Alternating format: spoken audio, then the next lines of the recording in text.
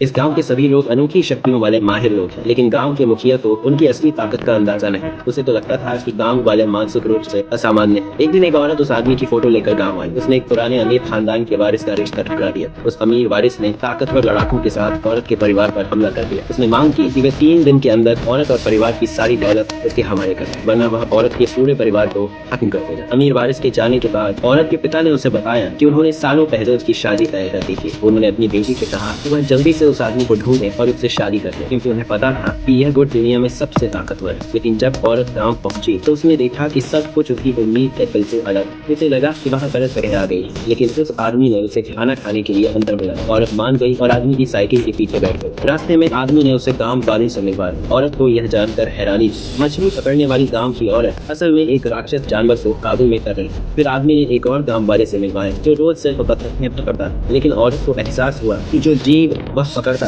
वह भी राक्षस जानवर ही थे। आदमी ने कहा कि उसके गांव के सभी लोग मानसिक रूप से असामान्य हैं। औरत उसे सच बताने ही वाली, लेकिन तभी बिजली कड़की। उसी पल गांव का टावर अजीब हरकतें करने लगा। गांव वालों ने तुरंत चालू का इस्तेमाल करके राक्षस जानवर को काबू में करने की कोशिश की, लेकिन राक्षस जानवर ने वहां मौजूद सभी लोगों को घायल कर दिया। तभी आदमी औरत के साथ वहां पहुंचा। ये नजारा देखकर औरत डर गई, लेकिन आदमी ने कहा कि वे एक मुर्गी तक नहीं पकड़ सकते। अगले ही पल आदमी ने मछली पकड़ने वाले जाल से राक्षस जानवर को पकड़ लिया। उसने उसे सूट के बर्तन में भी बदल दिया। औरत ने मांस का रस एक छोटा सा टुकड़ा खाया, लेकिन उसकी ताकत तुरंत एक पूरे बेल से ऊपर उठ गई। इससे उसे आखिरकार आदमी की असली ताकत का अंदाजा हो गया। इसलिए उसने पूछा कि वे शादी कब करेंगे। आदमी ने सोचा कि वे तो अभी पहली बार ही मिले। औरत ने अपने साथियों को आदेश दिया कि वे सोना चांदी और खजाने के ढेर बाहर लाएं। उस आदमी ने जोश में कहा कि वे तुरंत शादी कर लेंगे। फिर वह औरत उस आदमी को साथ ले गई और रिच एयर के दरवाजे को लात मारकर खोल दिया। उस समय रिच एयर सबसे ताकतवर गुट के लीडर की मेजबानी कर रहा था, लेकिन उसे जरा भी अंदाजा नहीं था कि वह गुट का लीडर असल में नकली था। औरत ने ऐलान किया कि वह सगाई तोड़ने आई, लेकिन रिच एयर आगे बढ़ा और अपनी सबसे जबरदस्त तकनीक का इस्तेमाल किया। हालांकि